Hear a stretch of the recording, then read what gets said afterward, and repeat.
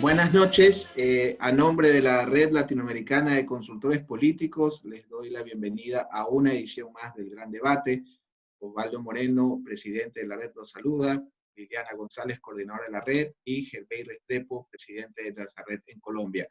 Es un gusto para mí tenerlos una vez más en esta edición. Ya saben, nuestros canales digitales en Facebook, Redcom Latam, en Twitter, Redcom Latam, y en YouTube, lo mismo, Redcom, el canal de YouTube. Sigan nuestras redes digitales donde están todas las ediciones. Esta edición, les comentaba hace un momento de las contertulias, a nuestras invitadas tenemos un panel de ultralujo. Realmente qué bueno que no se lo puede cuantificar en pesos porque se caería la señal. Tenemos a 3 consultoras, primero que a casi todas ellas las conozco, hay un tema más que profesional, de una gran amistad, un gran respeto, de un cariño casi familiar, y de anécdotas que hemos vivido los últimos 10 años, creo, ¿no? Probablemente, aunque cuando las conocieran universitarias todavía, ¿no?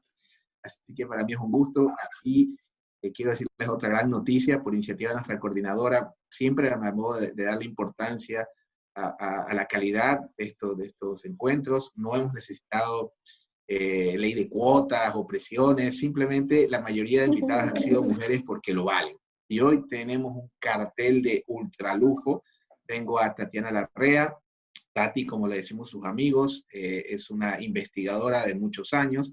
Tenemos algo en común, que venimos de las ciencias sociales y generalmente la gente en este oficio que viene de esa parte es alguien que siempre está atado o con la nostalgia de la universidad permanentemente. Tati ella dirige una empresa que se llama el CIES, una empresa muy prestigiosa, que de hecho yo he sido cliente del CIES y recomiendo sus servicios. Es una empresa muy seria de investigación y en un tema tan complicado. Tati también es investigadora, escritora, docente, tiene una maestría en la George Washington, es, si no me equivoco, socióloga, y bueno, ella pertenece a una asociación también que tengo que presidir, ella es la vicepresidenta, que es la Asociación Ecuatoriana de Consultores Políticos, y adicional a la investigación se dedica también a los temas de consultoría, ha manejado múltiples crisis en varios gobiernos y países de América Latina, es asidua visitante de México, es muy conocida en el norte de México principalmente y en varios países de América Latina, y trabaja con algunos, bueno, amigos. Un saludo a Diego Paul Santumide, que es parte también de esta firma maravillosa, y nuestro gran amigo, por cierto, Carlitos Coronel, un abrazo, y a su esposo. Obviamente no suelo nombrar los esposos de mis amigas porque creo que ellas son mucho más que eso. Omar Simón, un gran también sociólogo de este país. Tenemos también a Laura Castellanos. Bueno, Laura es una persona que me tengo un gran aprecio, amiga también muy cercana.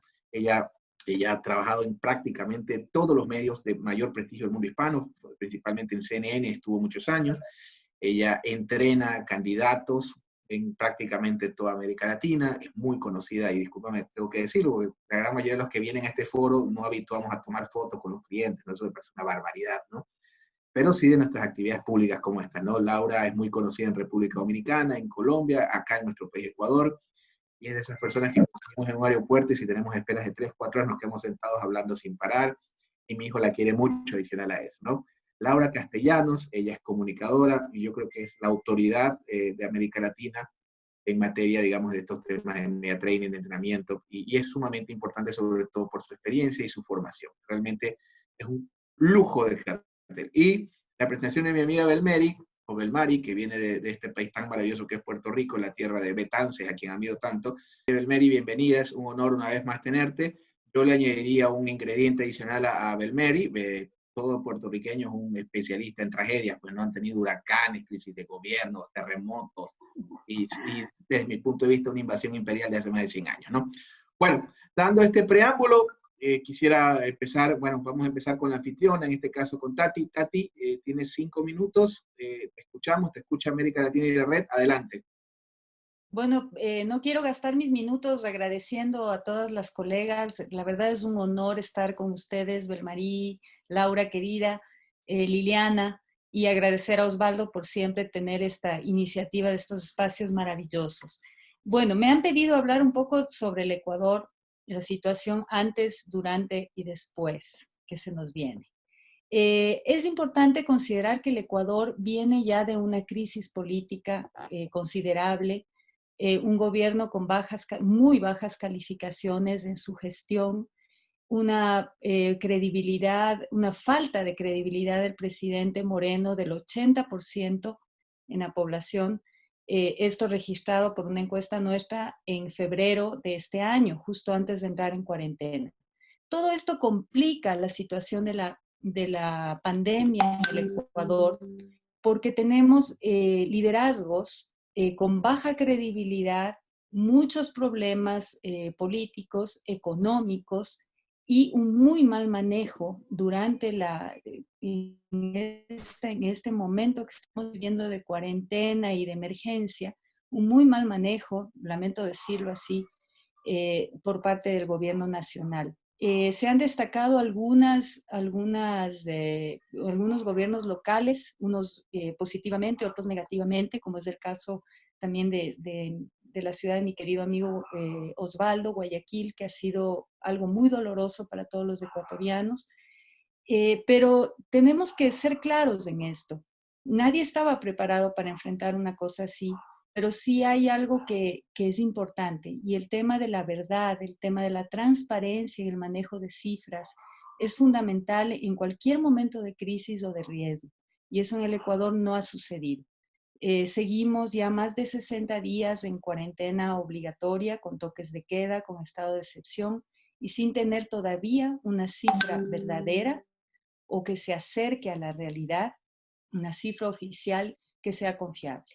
Eso ha provocado mucho dolor, muchos fallecimientos y mucha incertidumbre. Ahora, ¿cómo nos estamos preparando para el mañana, para el día después de esto? Tampoco se ven señales positivas. Se han tomado medidas económicas que realmente están afectando a la clase media, que junto con los grupos más vulnerables seremos los que más paguemos esta crisis, lamentablemente, en todo el planeta. Entonces, bueno, hablándoles un poco con sustento técnico, que es mi trabajo, así trabajo yo. Tenemos cifras de una última encuesta que nosotros realizamos en Quito y Guayaquil, en las que nuevamente la labor del presidente durante la emergencia está calificada con niveles de más del 30% de a la ciudadanía, que está también bordeando más del 80%, no creen en lo que el gobierno les dice. Y eso en una emergencia como esta es muy grave, porque no tenemos a quién seguir, no hay capitán confiable. Y eso es gravísimo porque estamos hablando de un tema de vida o muerte. Osvaldo me hace señitas cuando se me acabe mi tiempo. Y bueno, esa es la situación. Otro tema complicado es la falta de credibilidad de la población en la información que se emite por los medios de comunicación, pero también por las redes sociales. Eso quiere decir que estamos en una crisis muy grave, en un país pequeñito, en el que las cifras no coinciden con la realidad, en que hay demasiada contradicción en lo que nos dicen las autoridades. Tenemos una situación sanitaria, sobre todo en Guayaquil, de terror, de película de terror, algo que nos duele muchísimo y que no vemos una salida fiable, ¿no? Entonces, estamos en un estado de incertidumbre, además del miedo que provoca la pandemia. Esta preocupación por la salud va migrando hacia una preocupación por la supervivencia económica de las familias, ¿no? Somos un país pequeño, un país que no tiene grandes recursos y por eso las familias están cada vez más angustiadas. Y al borde de también una explosión social, como ya lo vivimos en octubre del año pasado, ahora ya se anuncian nuevas protestas Un en medio del minuto. confinamiento. Entonces, todo eso nos da un panorama bastante negativo, lamentablemente, de nuestro país. Ok, ok, excelente. Menos es más siempre, gracias. Adelante, mi querida Belmeri, te escuchamos. Hola, ¿me escuchan? Sí, perfectamente. Bueno, pues primero quiero darle las gracias a Oswaldo, a Harvey, a Liliana por esta invitación. Honestamente, no he estado participando mucho de estos foros, aunque sí he estado como audiencia, porque siempre es bueno educarse, pero he estado muy inmersa en lo que es la emergencia, porque trabajo con 2 gobiernos municipales que están muy activos en lo que es la emergencia, aparte de otras situaciones que hemos tenido acá en Puerto Rico que se suman al COVID. Y también con 2 legisladores. Así que mi percepción, mi opinión, mi aportación esta noche es desde adentro, en el tema del manejo de los gobiernos. Puerto Rico es una isla que está ligada a Estados Unidos, así que todo lo que pasa en Estados Unidos de alguna manera incide en nosotros. Lo que pasa negativamente y también positivamente. Obviamente el manejo de la emergencia en Puerto Rico ha estado muy afectado por los dineros, los recursos económicos que nos envía el gobierno de los Estados Unidos, y de esa manera pues se ha mantenido un poco al ciudadano sobreviviendo en esta circunstancia. Así que, pero a la misma vez también el mal manejo que pueda ocurrir en Estados Unidos pues nos afecta, porque no podemos cerrar nuestros aeropuertos a Estados Unidos. Pues tenemos una relación y hay que mantener ese vínculo. Así que, como ustedes deben saber, pues también el presidente Trump no ha manejado así tan asertivamente la emergencia, y eso nos afecta. Nosotros sí, en nuestra gobernadora nos gobierna una mujer que está en este puesto porque el gobernador que teníamos, que elegimos en el 2016, en el 2016, renunció en el verano, en todo un boom de protestas, de los indicadores de confianza en total descenso sobre las instituciones políticas de Puerto Rico. El factor más importante que incidió en esa renuncia fue la confianza. Así que con ese background, pues nos enfrentamos ahora a este escenario. La gobernadora, que entonces es gobernadora por lo que establece la Constitución, tomó una decisión acertada al implementar una cuarentena inmediatamente, antes que Estados Unidos. Así que eso ha mantenido bastante controlada la situación. Hasta el momento solo tenemos 126 muertes, 3,000 casos positivos. Se han realizado alrededor de 80,000 pruebas, no son tantas. Y la cuarentena se ha ido modificando. De hecho, ayer ella anunció la flexibilización de la orden de aislamiento, y ya esta semana comienzan a operar ciertos comercios. Ha ido todo, el restablecimiento de las operaciones ha ido ocurriendo gradualmente. Hay gente que opina que es muy acelerado, que todavía nos espera un pico, pero la mayoría ya quería volver a trabajar. Porque la economía familiar se afectó bastante y las ayudas del gobierno federal demoraron demasiado.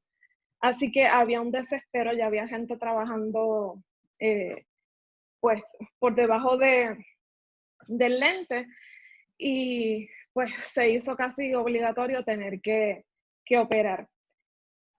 Puerto Rico sufrió una quiebra en el 2015-16, por ahí sufrió una quiebra. Nos impusieron una junta de control fiscal. El gobierno de los Estados Unidos impuso una junta de control fiscal. Luego nos llegó el huracán María, que causó una devastación increíble en el país, no solo en la infraestructura, sino a nivel emocional. La renuncia del gobernador en el verano de 2019, tuvimos un gobernador 4 días, que fue el que dejó el gobernador anterior y ahora ese gobernador que tuvimos 4 días se convirtió en candidato primarista para unas elecciones que tendremos en agosto, unas primarias que tenemos en agosto. Viene la nueva gobernadora con un gobierno, una infraestructura de gobierno que no le responde a ella, sino al gobierno anterior. Así que viene con un boicot ya en la operación. Difícil gobernar en este escenario. Y no suficiente con todo eso, nos llegaron terremotos en enero. Así que dentro de esas emergencias se dan circunstancias en las que ponen en entredicho la honestidad del gobierno. La gente, para resumir, la gente lo que percibe es que en el huracán María nos mintieron sobre los muertos, la cantidad de muertos.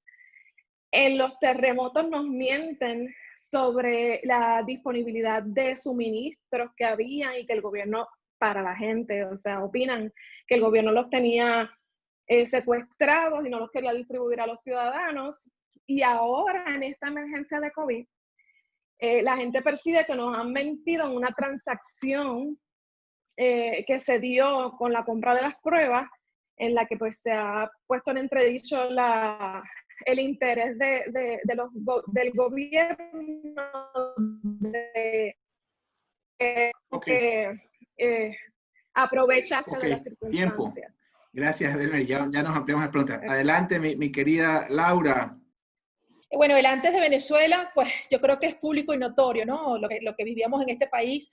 Yo creo que Venezuela tiene un PhD, a diferencia de todos nuestros amigos latinoamericanos, de lo que es tratar de sobrevivir y llevar una crisis, ¿no?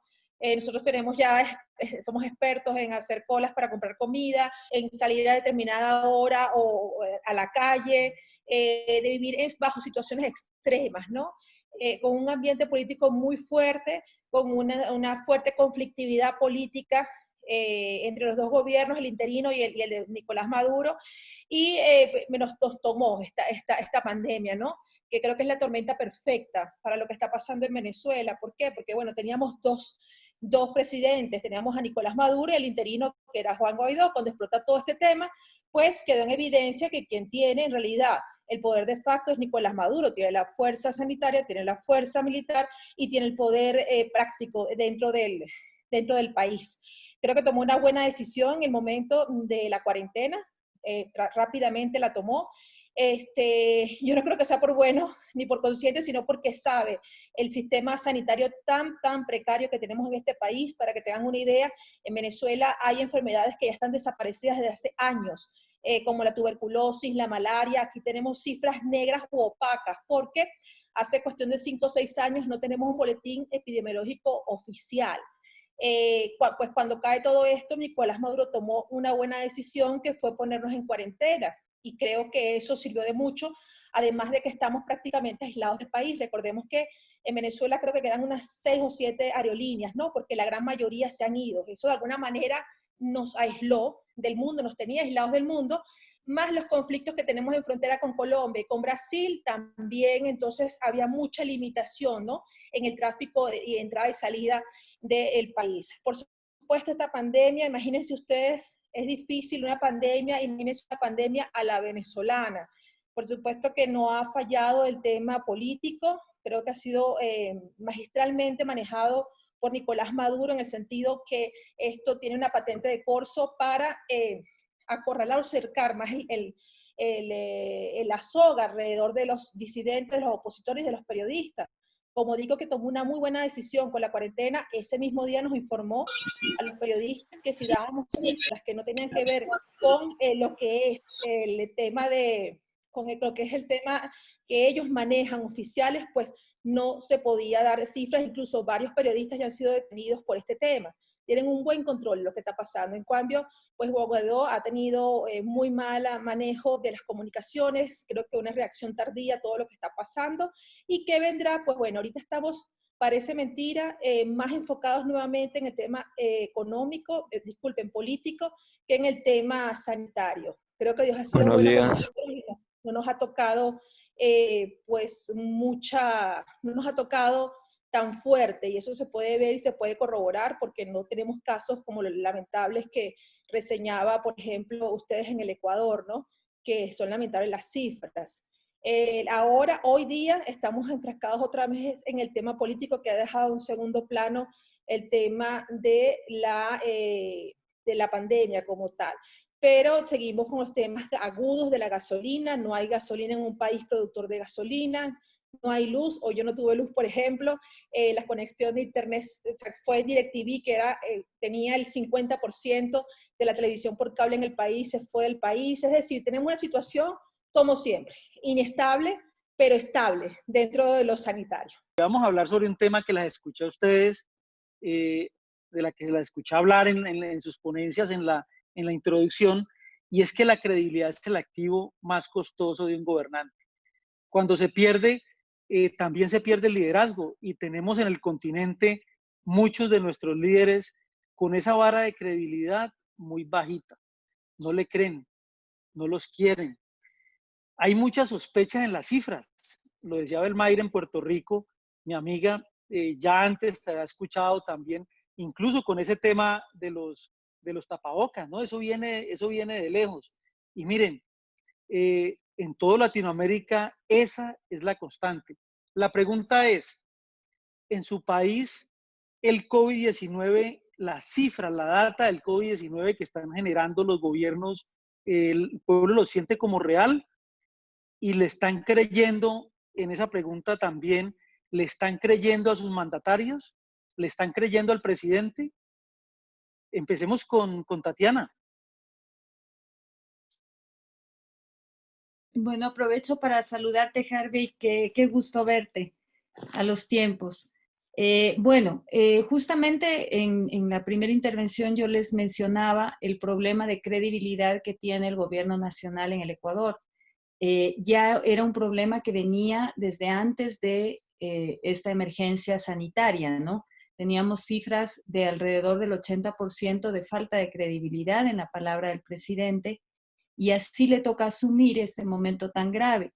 Ahora, dado la mala gestión que ha hecho el gobierno en términos de gestión y de comunicación, la credibilidad ha bajado alrededor del 85-86% en las dos principales ciudades del país. Es decir, no le están creyendo, y tiene una razón. Más allá de que ya venía mal, ¿no es cierto?, mal evaluado, las cifras oficiales son muy contradictorias, y uno de los ejemplos, porque pasa todos los días, el 16 de abril el informe oficial hablaba de 400 y pico fallecidos, mientras el presidente Moreno en cadena nacional decía que solamente en la ciudad de Guayaquil había más de 5.000 fallecidos. Entonces, con esas contradicciones, con esas incertidumbres que ellos mismos generan, la credibilidad del gobierno nacional y de la información que genera está por los suelos. Y eso no es ni de alegrarse para la oposición, no, es gravísimo, porque atrás de esas autoridades está todo un país, está la vida de la población. Entonces, ese es el gran problema, como tú mencionas, Harvey. Tatiana, ¿y cuál sería la recomendación como consultora política? A ustedes tres las van a escuchar los juniors, los grandes consultores también, los políticos. ¿Cuál sería la estrategia para corregirla, esa credibilidad? La estrategia siempre en estos casos será emitir información oportuna, transparente y verdadera y clara. Y eso no ha sucedido en muchos de nuestros países, en todo el planeta. Hay lugares donde no ha sucedido. Mi país lamentablemente es ejemplo negativo de eso. Pero lo que recomienda incluso la OMS en sus documentos para los líderes del planeta era eso: informar a tiempo, con claridad y con transparencia, sin miedo, sin querer ocultar cifras, sin querer maquillar una realidad que nos da en la cara, ¿no? Y que no se puede ocultar. Entonces yo creo que esa es la recomendación siempre, y mucho más cuando hablamos de gestión y comunicación de crisis o de emergencia, Harvey. Perfecto, Tatiana. Siempre se aprende contigo. Gracias. Belmaire, pasemos a la misma pregunta también. Ya de ti habíamos escuchado que no le están creyendo, que las cifras no son. La gente les han mentido y no tendría o nada supone que no les vayan a mentir en esta ocasión. ¿Qué tendría que hacerse? ¿Qué tendría que corregirse? Porque el gobierno, y como consultores siempre llegamos a gobiernos en muchos casos con problemas, ¿no? Cuando entramos y cuando no estamos desde el comienzo. ¿Cuál sería el camino para poder corregir ese problema de credibilidad? Pues mira, la reflexión, ¿me escuchan? Sí, perfecto. La reflexión que yo he hecho del gobierno central es que definitivamente la falta de expertos en manejo de crisis,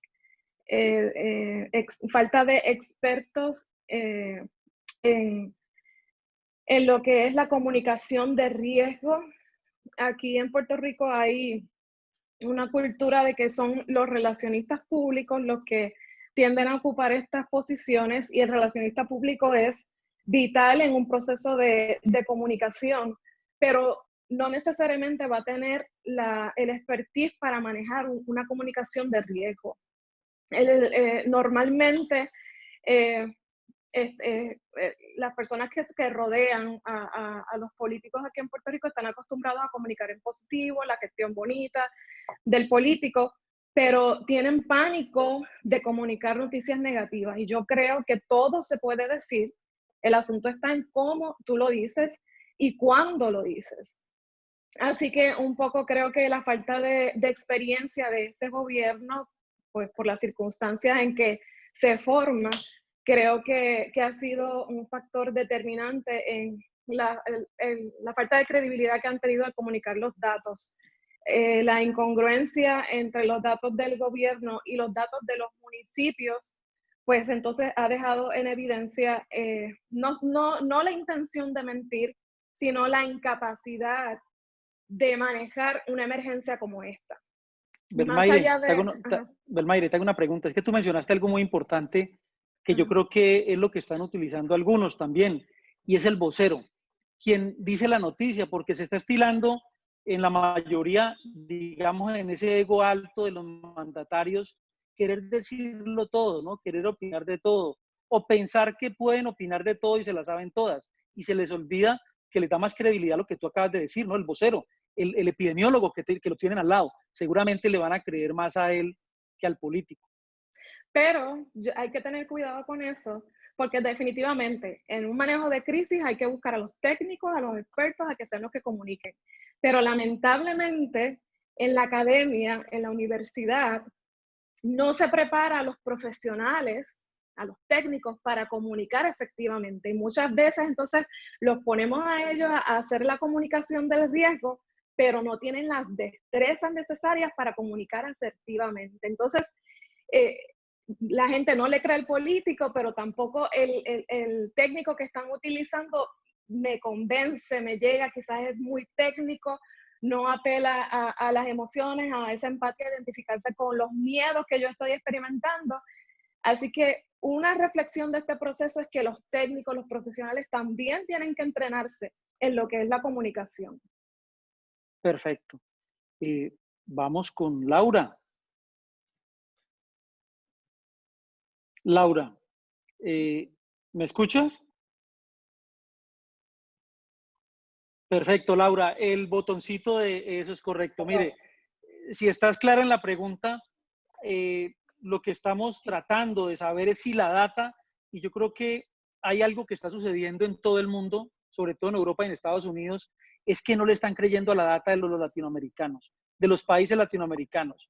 No sé si es por desconcierto o incertidumbre, porque a lo mejor se imaginan que son muy poquitos los datos, que no se están reflejando los datos que son. La otra es si el pueblo le está creyendo a tu presidente. Sigue. Sí, yo creo que hay que empezar por una cosa que decía Tatiana, ¿no? Que yo creo que son pocos los gobiernos, no solamente en Latinoamérica, Harvey, sino creo que en todo el mundo, que hicieron caso a la Organización Mundial de la Salud. Cuando comenzó todo este tema, hay que ser bien claro. La Organización Mundial de la Salud dijo, tenemos dos grandes amenazas. Uno, el coronavirus que se transmite a través de la pandemia, disculpen, la pandemia que tenemos el tema del coronavirus, que la transmite ese virus, y la infodemia, que viene de la infoxicación que tenemos, y la forma en que se transmite es los bulos, las mal llamadas fake news y todo este tema. Y dio las recomendaciones. ¿Cuál fue la recomendación desde el punto de vista sanitario? Ponerse la mascarilla, distanciamiento social y, por supuesto, lavarse las manos. Y desde el punto de vista de los gobiernos, pues dijo, simplemente hay que tener, y vuelvo otra vez a Tatiana, información constante, veraz, y que esté bajo una base cierta, con verdad. Eso es muy importante y no se cumplió. El tema específico de Venezuela, ¿y por qué no se hizo? Y disculpen, cuando no se hace, ¿qué haces? La opacidad. Yo creo que en el mundo son pocos los países que en realidad han dicho y se han aventurado. Yo creo que ya Angela Merkel pasó a la historia, pues por ser creo que una de las pocas que dijo presente y habló con la verdad, y fue una cosa maravillosa, ¿no? Porque fue un discurso técnico traducido a lo humano, ¿no? Y con cifras, ¿no? Con información científica. Pero la gran mayoría hay opacidad. La opacidad, ¿cómo tú la transmites? A través de dos cosas. Omites datos o simplemente mientes. Aquí hay un dicho que dice, no importa cuando leas este tweet, un tweet que leí, no importa cuando leas este tweet, el gobierno de Maduro miente. Pues yo creo que ya estábamos entrenados y no le creemos, ¿no? Sobre todo por lo bajo, ¿no? Que han sido cada una de las cifras que él ha dado.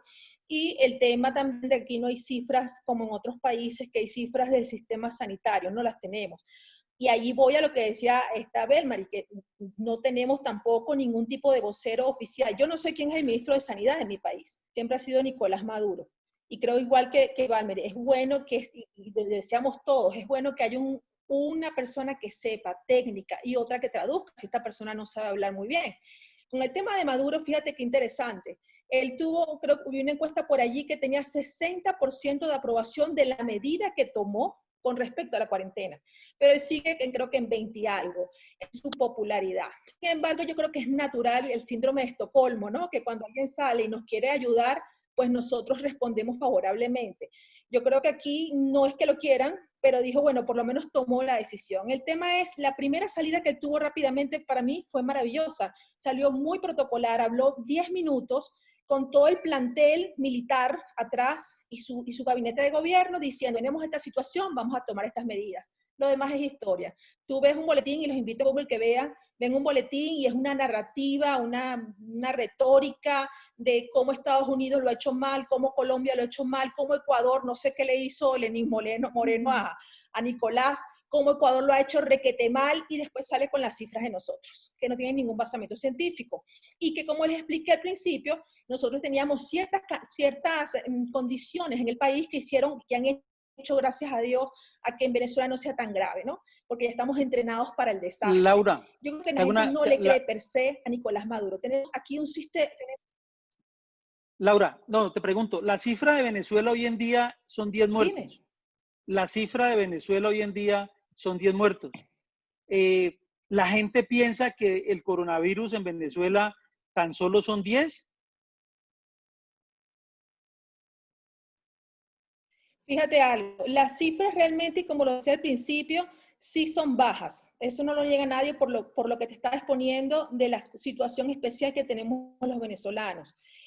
Pero tampoco son tan bajas. De hecho, fíjate que teníamos 2, 3, 5 casos y de repente antes de ayer subimos a 131 diarios. Hoy bajamos creo que a 20. Es decir, es muy loco. Incluso cuando comenzaron los reportes, nos habían dicho a los venezolanos que el primer caso se registró la primera semana de marzo. Como hay, y vengo a lo que dice mi compañera de Puerto Rico, como hay tanta opacidad y no hay un manejo técnico de lo que está pasando, en uno de esos boletines se les salió, dijeron que un señor había sido contaminado en la segunda quincena de febrero. Entonces, eso hace que la gente no te crea, pero sigue la retórica que es muy buena, porque Maduro tiene una retórica populista, y yo creo que el populismo es maravilloso en este tema de las narrativas, y él ha contado su historia de cómo, gracias a él, en contra del bloqueo, en contra del imperio, ha logrado salir adelante. Las cifras, obviamente, creo que son opacas, pero no es solamente un tema de Perfecto, Maduro. Creo que todos los gobiernos de Latinoamérica han jugado a eso. perfecto. Laura, vamos con la segunda pregunta y voy contigo de una vez. Mira, eh, definitivamente vamos a disfrutar de un mundo nuevo, donde menos es más. Lo acababa de escuchar yo ahora y se lo acaba de escuchar a Osvaldo, donde las cosas se van a simplificar, seguramente muchas cosas van a cambiar. Desde la perspectiva, y seguramente nos vamos a adaptar también, pero desde esta perspectiva del cambio en la política, ¿dónde van a estar las próximas oportunidades según la visión de ustedes? ¿Dónde los políticos van a encontrar sus próximas oportunidades? Y ya sabemos que hay una respuesta que es, se las doy antes de empezar, en las redes sociales. Obviamente pensamos en las redes sociales, pero en tierra, en las otras esferas de la política, como estrategas, ¿dónde van a estar las próximas oportunidades? Yo creo que puedo responder y mi aporte a tu pregunta es viendo un nuevo liderazgo, ¿no? El nuevo liderazgo, primero, antes de salir a encantar a las audiencias, tenemos que tener claro el nuevo líder que necesita el mundo. En estos días, Anthony Gutiérrez Rubí le escuché algo maravilloso, que decía algo así, que el nuevo liderazgo es líquido. Decía también que el nuevo liderazgo tiene que ser transformador, tiene que ser con una generosidad que sea eficaz, que sea empática, que sea humana, que sepa anteponer lo político, lo económico a lo político, perdón, lo humano a lo económico, o por lo menos que sepa traducir, como lo decía Valmer, todo lo que es técnico. El nuevo líder tiene que primero ponerse la mano en el corazón. Yo creo que ahorita tenemos una sociedad ansiosa, nerviosa, que necesita soluciones, que no necesita estas demagogias como la han tomado mucho aprovechando esta oportunidad política, ¿no? Sino ponerse al lado de, ¿qué haría yo? ¿Qué les recomendaría yo? Busca, haz lo local, resuelve lo local, pero no pierdas la vista en lo global, ¿no? Yo creo que incluso me atrevería a decir un nuevo tratado, tiene que haber un nuevo tratado social acá, ¿no? Un nuevo pacto económico y social en todo el mundo, y yo creo que el nuevo líder tiene que apuntar hacia eso. Perfecto, Tatiana, vamos contigo. Las nuevas oportunidades, ¿dónde van a estar? A ver, yo lo que les puedo decir es que lo que yo creo es que nada va a ser igual. Yo siento por la última encuesta que nosotros realizamos que la gente tiene mucha ansiedad, mucha expectativa en volver a su cotidianidad como la conocía, y eso no va a pasar. El mundo no va a ser igual, las relaciones no van a ser iguales. Y yo coincido con Laura, yo creo que el mundo entero tiene que volcar a ver lo que ha pasado, lo que hemos vivido, esta experiencia tan extraña, tan dolorosa, pero que tiene que dejarnos lecciones. Y creo que tenemos como países, como humanidad, hacer un nuevo pacto social en el que lo humano esté por sobre todas las cosas. Creo que esto nos ha demostrado que el tema por ejemplo, los sistemas de salud pública en todo el planeta no estaban cuidados, no estaban diseñados ni preparados para atender a la gente, para salvar vidas. Y eso es algo fundamental. Creo también que los nuevos liderazgos, a ver, esto nos va a dejar facturas positivas y facturas negativas para los políticos y políticas actuales. Habrá algunos que no les alcanzará la vida para reparar sus errores, lamentablemente, por intencionales o no, pero son errores que han costado vidas. Y esa es Tatiana, disculpa, interpreto ahí que se vienen gobiernos de cambio, entonces se vienen gobiernos que seguramente estaban en la oposición y esta es la oportunidad para recuperar poder también.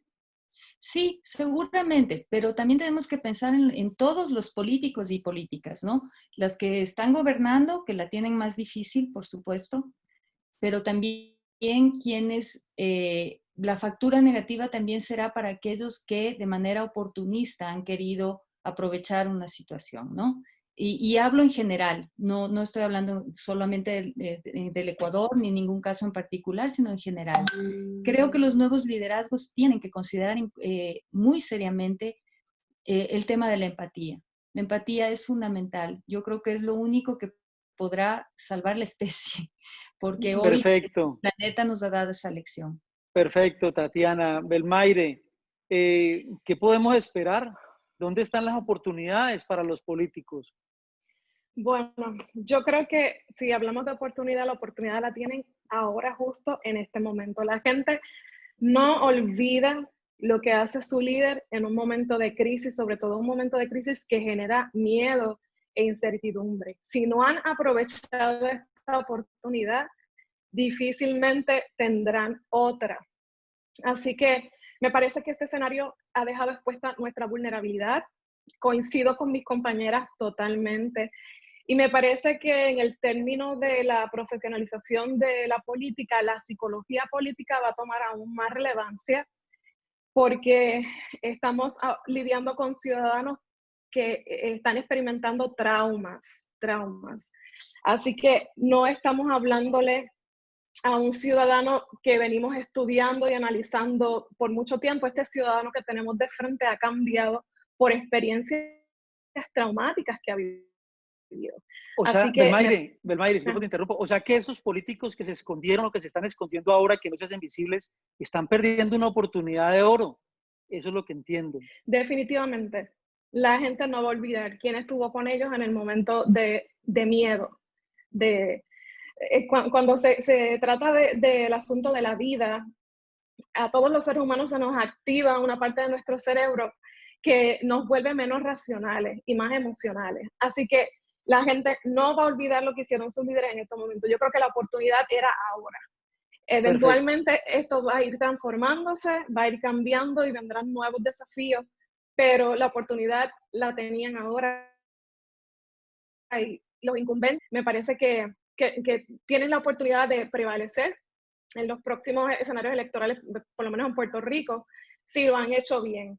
Pero definitivamente que tienen un reto grande, porque el ciudadano al que le están hablando, aunque físicamente es el mismo, internamente no es el mismo.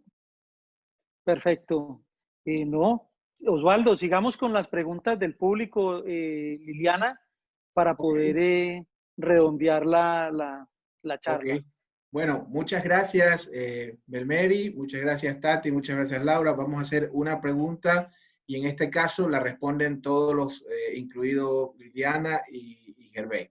Ok, me llegó una pregunta de Stalin Vega, él es un colega ecuatoriano, él trabaja muchísimo en gobiernos amazónicos. La Amazonía es una región que existe acá en nuestro país, que como su nombre lo indica, digamos, en la parte selvática del Ecuador, ¿no es cierto? De hecho, somos el país que tiene unos porcentajes más altos del mundo en reservas naturales, más que Costa Rica, sino que Costa Rica tiene más y mejor publicidad. ¿Ok? Bueno, la pregunta es la siguiente, y esto de acuerdo a nuestro formato, recuerden, lo tenemos que responder máximo en 1 minuto o 30 segundos, si espectacular sería.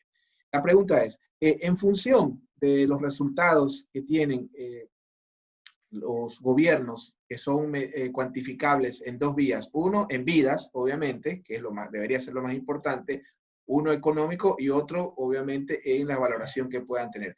¿Cuál consideran ustedes que debió ser o debe de ser el rol de los municipios en estas emergencias? Porque hay casos y países donde, ejemplo Quito, donde Yunga se está consolidando, o Guayaquil, donde los socialcristianos, digamos, el proyecto nacional de ellos yo creo que queda un poco golpeado, porque el mensaje central era hacer del Ecuador lo que hemos hecho en Guayaquil. Entonces va a ser un poco difícil esa historia, ¿no? Entonces la pregunta concreta es, ¿cuál deberá ser el rol de la relación entre los municipios y los gobiernos posterior a esta pandemia? Empecemos con Belmeri en Puerto Rico.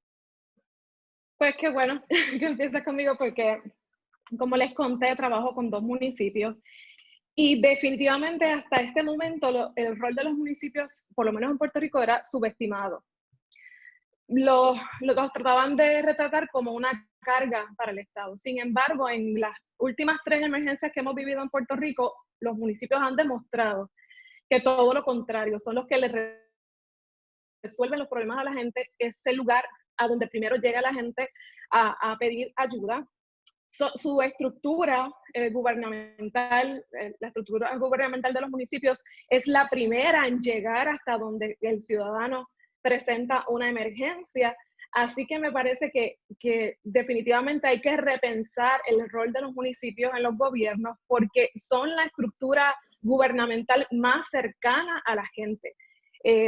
Están organizados, conocen dónde está la necesidad y pueden ser más efectivos en brindar esos servicios. Y algo muy particular en Puerto Rico, no sé si ocurre en otros países, pero los municipios hacen más con menos dinero de lo que utiliza el gobierno central en el mismo servicio. Así que en términos económicos también son un plus para el manejo de las diferentes situaciones que tienen los ciudadanos. Así que hay que repensar esa relación y ese rol en Puerto Rico. Hay varias organizaciones que se están levantando en defensa de los municipios y de que no se les quiten más recursos, porque siempre la soga parte por lo más fino y a la hora de cortar, pues cortan los recursos para los municipios cuando son ellos los que están atendiendo en la primera línea la necesidad de la gente. Ok, qué buena capacidad de síntesis, te felicito. Adelante, Tatiana, en Ecuador. Bueno, no cabe duda que los municipios son los que primero, los que están más cerca de la población siempre. Ahora, cumplen un rol fundamental y yo creo que realmente esta crisis se va a ir solucionando territorio por territorio, sobre todo en el Ecuador, porque ya vemos que el gobierno nacional no ha tenido la capacidad ni de gestión ni de comunicación. En el Ecuador, el presidente ha delegado a los municipios y gobiernos locales hacerse cargo de su territorio. Suena muy bien, pero a mí personalmente me suena a que me deslindo de la responsabilidad y les paso a los gobiernos locales. Y hay que tomar en cuenta que cada realidad es distinta. En el Ecuador tenemos más de 200 municipios, cada uno distinto en su dimensión, en sus recursos y en su realidad. Entonces, no estamos hablando de municipios grandes en todos los casos. Estamos hablando de municipios que tienen problemas de recursos, que no han recibido sus dineros del presupuesto nacional, que no tienen la información confiable para poder tomar las decisiones y que además están en fases de contagio o de picos diferentes. Entonces, si bien las decisiones se deben tomar por territorio, no se debe pensar y se debe desconcentrar sobre todo el tema de salud, el tema de seguridad. Los municipios deberían tener mayores competencias después de esto, pero con recursos. Pero no pueden estar desconectados del gobierno nacional porque es casi dejarles a la deriva, ¿no? En la situación actual. Entonces, creo que es complejo, pero yo creo que la esperanza sí está siempre en lo local. Ok. Laura, en Venezuela. Creo que la desigualdad, les decía que creo que la desigualdad y la pobreza en el mundo quedó en evidencia, ¿no? Cuando ya hablaba yo de la necesidad de un nuevo contrato social. Y creo que los municipios, dependiendo del municipio que estemos hablando y de qué país, ¿no? Como decía Tatiana, en un estado como el venezolano, que está totalmente centralizado, los municipios la tienen pequeña, es decir, porque depende de todo y peor aún, de un estado que no da información, de un estado que utiliza la comida como política y como chantaje de político, ¿no? Es difícil para ellos tener la autonomía, pero en estos días teníamos en la Asociación Venezolana de Consultores Políticos, teníamos un foro, un Zoom igual que este, y había muchos muchachos jóvenes concejales, ¿no? Muy jóvenes de pueblos y municipios del interior del país, y una de ellas me preguntaba cómo puedo hacer yo para comunicar y hablar con mi gente. Entonces ahí hablamos de las oportunidades. Yo le decía, es una oportunidad que tú tienes como líder, porque aunque tenemos el país que tenemos y estamos sumergidos en una pandemia, yo creo que incluso a nivel municipal, esa empatía, ese me importas, ese te voy a ayudar a solucionar. Por lo menos en Venezuela hemos visto casos bellísimos de municipios, concejales y jóvenes líderes que aunque no tienen el dinero, mira, piden por redes sociales comida para su gente. Yo creo que eso ha ayudado de alguna manera a los municipios a tener más conciencia del uno del otro. Estamos en una sociedad individualista que se ha dado cuenta que necesitamos al de al lado. los municipios creo que son base para eso, para darnos cuenta que no es papá Estado en el caso de Venezuela, que también nosotros nos tenemos que valer y ayudarnos los unos a los otros. Yo creo que en un futuro no soy tan optimista, creo que otra vez los estados van a tratar de pisar a los municipios, sin embargo, creo que es una buena semilla para un liderazgo que estamos diciendo que es necesario en un futuro, un liderazgo político que es necesario en un futuro. Ok, adelante Lili. Mira, yo creo que es importantísimo que el gobierno nacional le dé más importancia a les ha dado. Pero en municipios nace muy débil con municipios. Realmente tiene una sola persona que hace la acción en los territorios y el gobierno nacional. En ese momento es urgente la articulación del doliente directo, que es quien conoce los territorios y conoce a su gente, a la ciudadanía como tal. O sea, yo considero que debería el gobierno nacional ver aún más en ese enlace, en una persona que esté más cerca de los ciudadanos y que tenga esa relación y en su efecto para que le llegue con más facilidad, para que llegue con más fuerza ese mensaje y que realmente se vea la gestión, se vean los resultados, porque muchas veces quedan en el camino. Entonces es esencial y urgente aquellas personas que tienen una buena consideración y conocimiento de su territorio, que se vinculen a nivel nacional y que se trabaje de manera articulada. Ok, adelante Gervey. Bueno, a mí me la colocan siempre difícil porque detrás de panelistas tan brillantes y encontrar algo que no hayan dicho, pues me la colocan muy, muy, muy duro. Pero voy a darles un ejemplo. Miren, en Colombia son 1.122 municipios. Y si un gobernante no articula con ellos, y voy a tomar las palabras de cada una de ellas, semilla, base, todo lo que dijeron, porque así es, si no logra articular con ellos, está perdiendo la oportunidad, o más vale, está arriesgando que la crisis se le salga de las manos. Imagínense ustedes, 1.122 municipios, para llegar a ellos no es fácil, sino a través de quienes lo conocen, como decía Tatiana, como dice cada una y dijo cada una de ustedes. Desconocerlos en un mercado competido, en una democracia competida, pues va a ser muy difícil. Yo creo que inclusive en una democracia como la de Venezuela, que la palabra ya se empieza a estirar un poquito, pensaría yo que inclusive también tiene que tener en cuenta los gobiernos locales, porque son ellos los que están cerca y los que están y conocen la gente, conocen los problemas. En todos nuestros países hay climas fríos, hay climas calientes, y saben que la idiosincrasia es totalmente diferente.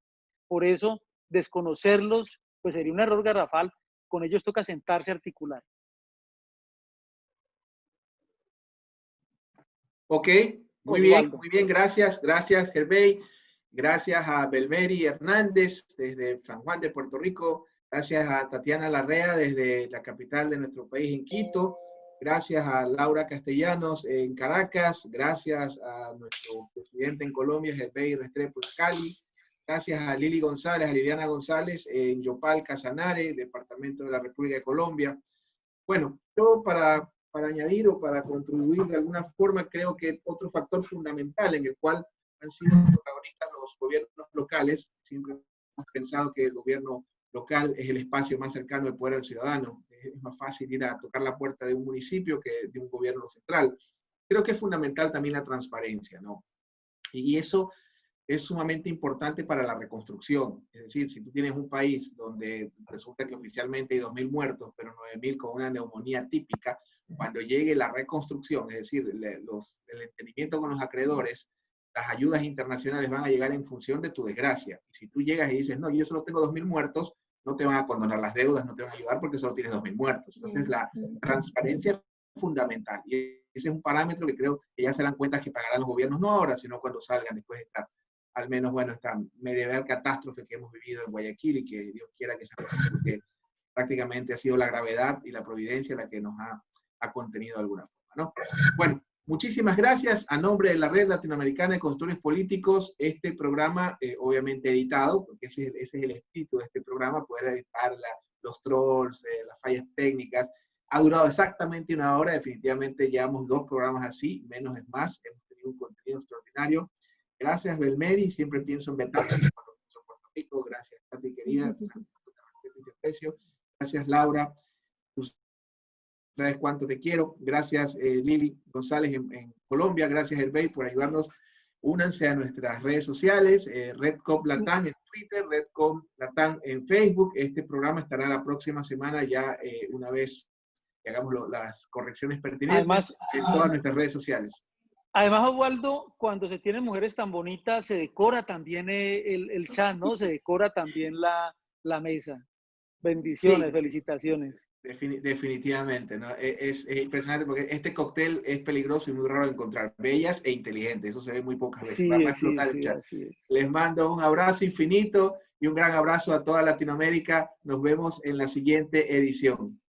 Pueblos hermanos formamos una sola nación, una sola nación, patria grande, esperanza del mundo, una y grande que habremos de hacer, una y grande, una y fuerte, toda unida por siempre serás, una y grande, una y fuerte, una y libre por siempre serás.